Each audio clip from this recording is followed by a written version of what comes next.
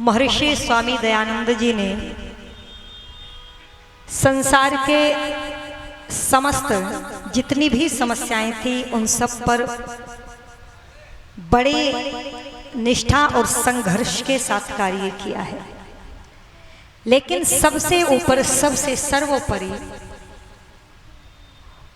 जब यहाँ लोग भ्रमित हो गए थे तो जर्मनी की लैब से वेद मंगा करके ला करके लोगों के सामने रखा, क्योंकि धर्म के ठेकेदार अपनी मन घड़त कहानियां बना बना करके और तरह तरह की कहानियों को यज्ञ आदि से जोड़ करके दुष्कर्म पाप आदि कार्य कर रहे थे। बलि वैश्य देव यज्ञ के नाम पर काट काट करके पशुओं की बलि यज्ञों में डाल रहे थे। यही प्रश्न, यही कुकृत्य जब महात्मा बुद्ध ने यहाँ पर देखा तो उन्होंने उन पाखंडियों से प्रश्न किया, क्या करते हो? इन्होंने कहा बलि वैश्य देव यज्ञ करते हैं। क्यों ऐसे करते हो? कहाँ लिखा है? क्यों क्या कर रहे थे? काट करके निर्दोष पशुओं की गर्दनों को यज्ञ के अंदर बलि के रूप में चढ़ाया जा रहा था। तो इन्होंने, महात्मा बुद्ध ने जब ये बात सुनी तो बुद्ध ने कह दिया, मैं ऐसे यज्ञ को मानता नहीं। तो पाखंडी बोले, अच्छा, ये बलि वैश्य देव यज्ञ का विधान तो वेद में लिखा है, वेद में। तो महात्मा जी कहते हैं, मैं ऐसे वेदों को भी नहीं मानता। पाखंडी फिर बोले, आप जानते हैं वेद ईश्वरीय वाणी है। कि महात्मा बुद्ध जी कहते हैं कि मैं ऐसे ईश्वर को भी नहीं मानता। और फिर यहाँ पर एक मत प्रारंभ हो गया और उस मत के लोग आज भी नास्तिक प्रवृत्ति को धारण किए हुए हैं और ईश्वरीय सत्ता को स्वीकार नहीं करते। पर ऋषि दयानंद की विशेषता ये रही, लोगों, जब ऋषिवर आए उन्होंने भी इसी कुकृत्य को देखा। बकरी को, घोड़े को, मनुष्यों को काट काट करके यज्ञों में चढ़ाते हुए देखा तो ऋषि ने कहा, ठहरो, ये पाप क्यों कर रहे हो? ये क्या हो रहा है? पाखंडी कहते ये यज्ञ हो रहा है। कहाँ लिखा है ये यज्ञ ऐसे होता है? बोले हाँ, वेद के अंदर लिखा है। तो ऋषि देव दयानंद ने ना तो ये कहा मैं यज्ञ को नहीं मानता, ना ये नहीं कहा मैं वेद को नहीं मानता। मेरे ऋषि ने प्रश्न छोड़ दिया वहां पर पाखंडियों के आगे कि बताओ कौन से वेद में लिखा है और कौन से मंत्र में लिखा है, लाकर के प्रमाण दो। और आपको आश्चर्य होगा कि पाखंडी एक भी वेद के मंत्र का प्रमाण देकर के सिद्ध नहीं। और निवेदन कर दूं आपके बीच में, आज भी ऐसी भ्रांतियां फैलाई जा रही है। मेरे ऋषिवर देव दयानंद ने कहा आर्य समाज के नियमों को लिखते हुए कि सत्य के ग्रहण करने में और असत्य के छोड़ने में सर्वदा उद्यत रहना चाहिए। अब पता कैसे चले क्या सही है और क्या गलत? क्यों भैया, जन्म लिया तो यही देखा, पता कैसे चले? तो ऋषि ने सत्यार्थ प्रकाश की भूमिका में एक बात लिख दी लोगों और कहा कि सत्य है और असत्य को जानने के लिए बाहर भटकने की आवश्यकता नहीं है। प्रत्येक व्यक्ति की आत्मा, भूमिका में लिख रहे हैं, प्रत्येक व्यक्ति की आत्मा सत्य और असत्य को जानने वाली होती है।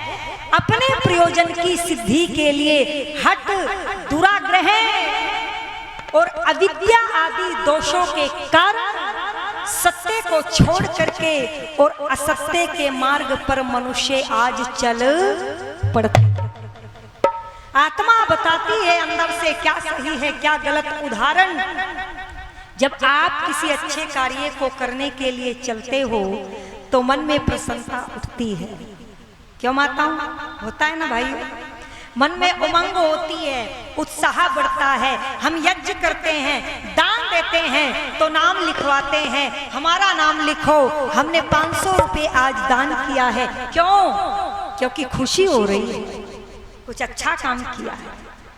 और जब कोई बुरा काम करते हैं तो फिर भी आत्मा संकेत करती है, भय, शंका एवं लज्जा उत्पन्न होती है। चलते हुए खेत से बाग से कोई आम चुरा करके उठा लिया, क्या तब भी कहोगे आकर के शिव कुमार जी माइक पर बता दो मैंने आम उठाया था खेत से? कहेंगे नहीं। तब तो दाएं बाएं देखते हैं, कभी कोई देख ना रहा। यह है वेद का सिद्धांत। जिस कार्य को करते हुए लज्जा आए वो पाप है, जिस कार्य को करते हुए प्रसन्नता आए वो कार्य करना है।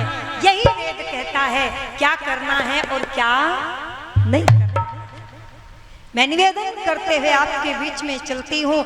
आज हम दुखी इसीलिए हैं क्योंकि हमने अपनी आत्मा की आवाज को नहीं जाना, हमने ऋषियों के सिद्धांतों को नहीं पहचाना, हमने वेद की आज्ञाओं का पालन नहीं किया और फिर अपनी इच्छा से एक मूर्ति बनाई।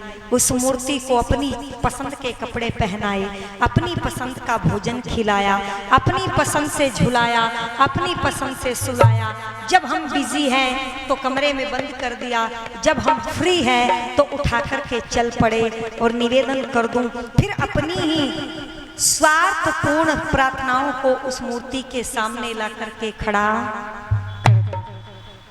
वेद के सिद्धांतों को लेकर के मोहम्मद साहब से पहले 2400 साल पहले आफ्ताब के पुत्र जो अरबी भाषा के कवि थे उन्होंने लिखा, ऐ भारत की भूमि तुझे धन्य है, क्योंकि ईश्वर ने खुदा ने अपनी भाषा में कहा कि ये सबसे पहले ये वेद का खजाना इस भारत भूमि पर ला करके उतारा। और आप भी धन्य हैं। वेद की मान्यताएं सर्वोपरि क्यों? और एक बात और कह दूं, ध्यान से सुनना। अपने देश को जो लोग छोड़ छोड़ करके भाग रहे हैं उनके लिए कहते हैं, ध्यान से सुनना। नासा की लैब में 40% भारत के साइंटिस्ट काम करते हैं लोग, लेकिन भारत की लैब में इसरो में एक भी यूरोप का वैज्ञानिक काम नहीं करता। वहां सारे के सारे वैज्ञानिक भारत के हैं। अभी आपको संकेत दिया जा रहा था, इसरो के प्रमुख अध्यक्ष सोमनाथ जी कहते हैं कि जो ये खोज हम करते हैं, ये खोज हमें वैदिक सिद्धांतों के आधार पर करने का अवसर और सौभाग्य प्राप्त होता। बजा रहे तो ढंग से बजा लो, हमारे पास तो खजाना है, गर्व करो अपनी संस्कृति पर। और निवेदन कर दूं आगे कहा कि केवल हम ही नहीं, ध्यान से सुन, हम ही नहीं, संसार में जितनी भी अनुसंधान होते हैं, खोज होती है, अन्वेषण होते हैं, वो किसी भी लैब के अंदर हो, वो सारे के सारी खोज वैदिक सिद्धांतों के आधार पर ही होती है। वो अलग बात है कि वो लोग उन पर अपना नाम जोड़ देते। मैं चर्चा कर दिए चलती हूँ आपके बीच में कि ये सौभाग्य आपको प्राप्त है, पर दुर्भाग्य भी इसी देश का है कि यहाँ अपनी मर्जी से बच्चे का मन किया बच्चा परमात्मा बना करके बिठा लिया, पति का मन किया पति बना लिया, भाई का मन किया भाई बना लिया, जो मर्जी आई वो बना करके, और फिर उसके साथ उपहास करना प्रारंभ कर दिया। आर्य समाज का वैदिक मंच कहता है न भूतो न भविष्यति ही, उस परमात्मा के जैसा न कोई भूत में हुआ और न कोई भविष्य में होगा। इसलिए उस परमात्मा की भक्ति करनी चाहिए। और कैसे कह दिया कि शतम विहाय भोक्तव्यम सहस्त्रम स्नानम आचरेत लक्षम विहाय दातव्यम कोटि तक्त्या ओम भजे। क्या कहा, कैसे करें उसकी भक्ति कि 100 काम छोड़ करके भोजन करना चाहिए, और भाई 1000 काम छोड़ करके स्नान करना चाहिए। 1000 काम पड़े हो, स्नान करना है तो काम को छोड़ दो, स्नान कर लो।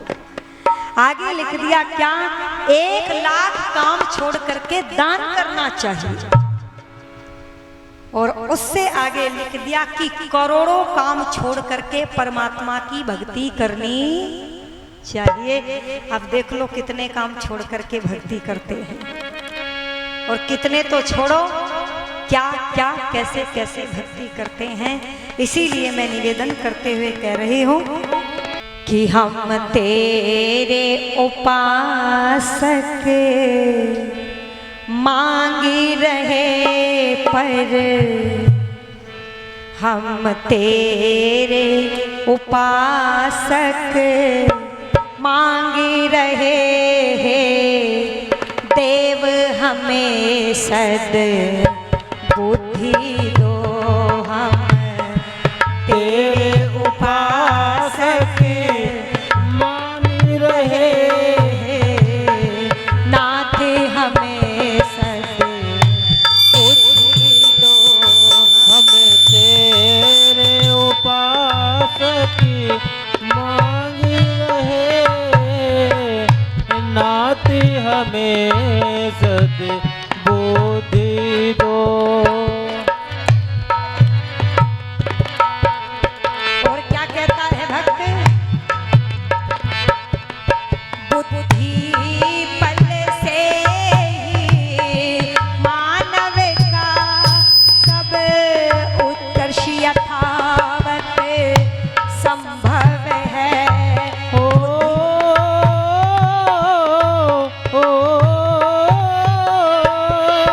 बुद्धि बल से ही मानव का सब सावत संभव है।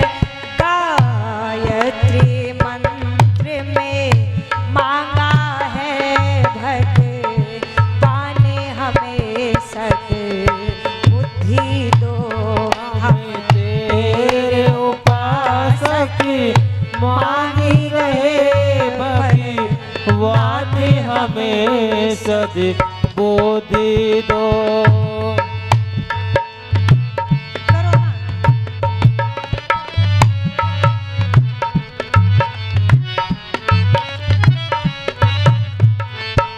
और क्या करने आए थे मेरे नाथ, ऐसी बुद्धि प्रदान करना। को असी कतमो असी कस्या असी को नामासी का विवेचन दो। को असी कतमो असी कस्या असी को नामासी का विवेचन दो। अध्यात्म विषय को जान सके नाथ हमें सद बुद्धि दो हम तेरे उपासक मांग रहे नाथ हमें सद बुद्धि दो। नाथ हमें सद बुद्धि दो।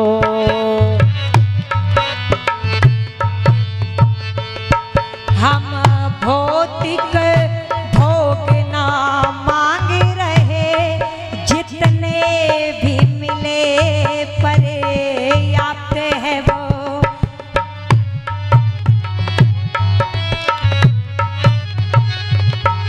हम भौतिक भोग ना मांग रहे जितने भी मिले पर्याप्त है वो।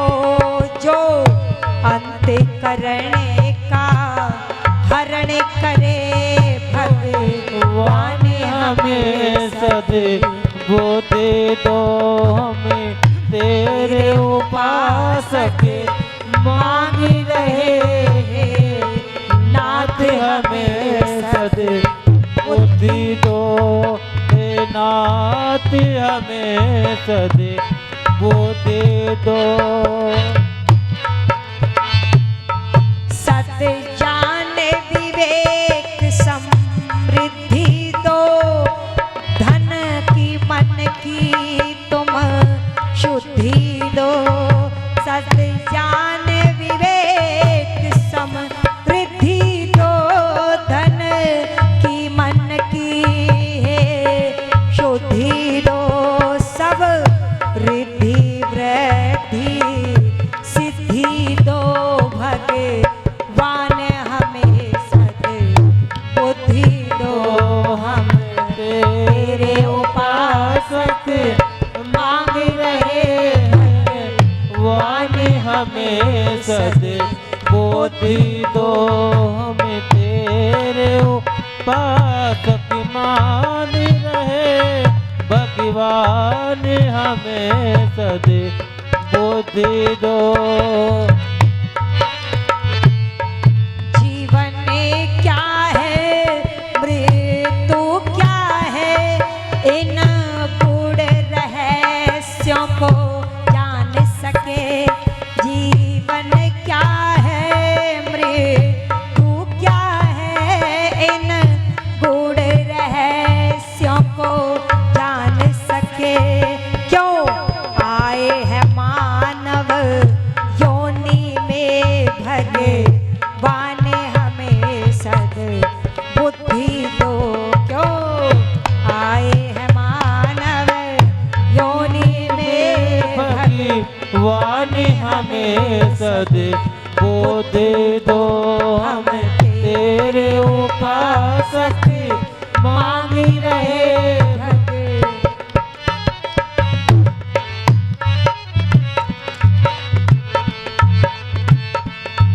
इस पावन बेला में मिलकर हम यही कामना करते हैं। इस पावन बेला में मिलकर हम यही कामना करते हैं। इस भव से पार उतरने की, इस भव से पार उतरने की, भगवान हमें सद बुद्धि दो। हम तेरे उपासक मांग रहे, भगवान हमें सद बुद्धि दो। हे नाथ हमें सद बुद्धि दो, हे परम पिता सद बुद्धि दो। हे नाथ हमें सद बुद्धि दो, हे परम पिता हमें सद बुद्धि दो।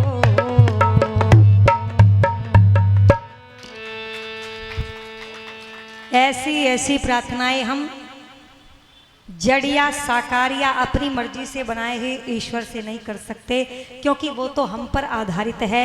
हम खिलाएंगे, नहलाएंगे, सुलाएंगे, तब ही वो इधर से उधर हिल सकता है, हम हिलाएंगे।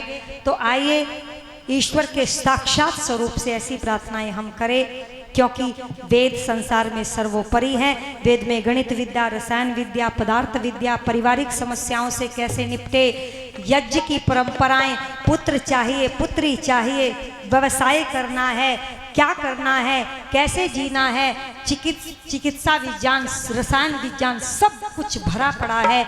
आपको अन्यत्र कहीं पर भी जाने की आवश्यकता नहीं है। ये वेद का खजाना हमारे पास है। इस खजाने को सुरक्षित हमें रखना है, पर इसका अर्थ ऐसे नहीं कि वेद की ज्योति जलती रहे, लाल कपड़े में वेद लपेट करके और उसके ऊपर दीपक जला करके रख दे, पढ़ना है नहीं। हमने सुरक्षित रखा है, और फिर कोई पुराण आदि सुना करके हमें बहका करके ठग करके ले जाए। वेद घर में है, लेकिन फिर भी हम उत्तर देने में सक्षम नहीं है, क्योंकि हमने पढ़ा नहीं। इसलिए हृदय में वेद को बिठाइए, तो निश्चित रूप से आप राम और कृष्ण के दयानंद के उस मार्ग का अनुसरण अवश्य ही कर पाएंगे।